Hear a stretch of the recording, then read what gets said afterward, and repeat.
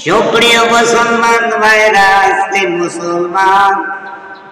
মুসলমান আজকে ছিন্ন ভিন্ন, মুসলমান একই শরীর নেই বিদায় বিধর্মীর বাচ্চারা আমাদের নিষ্পেষিত করে ফেলছে।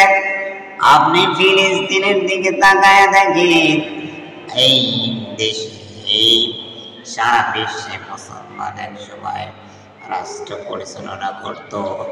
তখন মুসলমান ছিল এক, এখন ছিন্ন ভিন্ন হওয়ার কারণে আছে ফিলিস্তিনের বুকে ইসরায়েল জানোয়ারদের নিষ্পেষিতে মুসলমানদেরকে শেষ করে ফেলছে।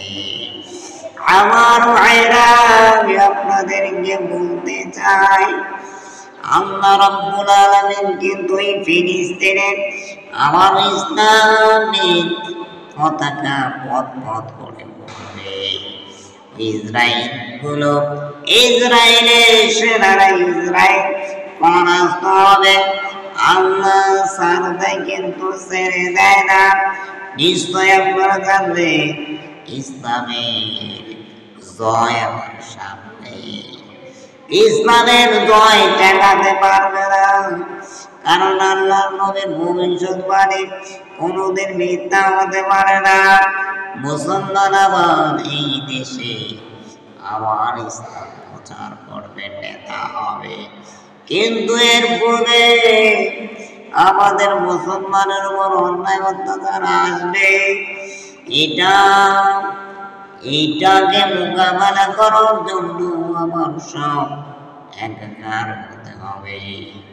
আবার মুসলমান ভাইদেরকে অত্যাচারীরা করছে, শিশুদেরকে, নারীদেরকে বেশি করে তাদের উপর নির্যাতন।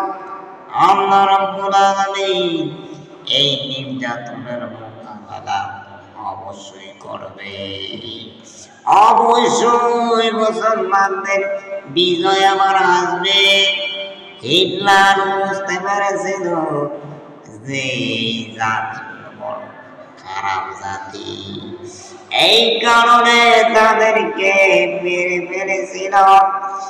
আর সারা বিশ্বের মানুষগুলো হিটলারের প্রতি দোষ দিয়েছিল, কেন এগুলো তিনি করছেন। হিটলার বলেছিল, আমি যখন আমার কথা মনে পড়বে, যেদিন আমি থাকবো না। আজকে মুসলমান ফিলিস্তিন হারে হারে টের পাচ্ছে।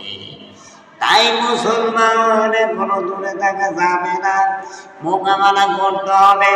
শুধু ঘরে বসে থেকে আপনি তাসবিহ পড়বেন, এটা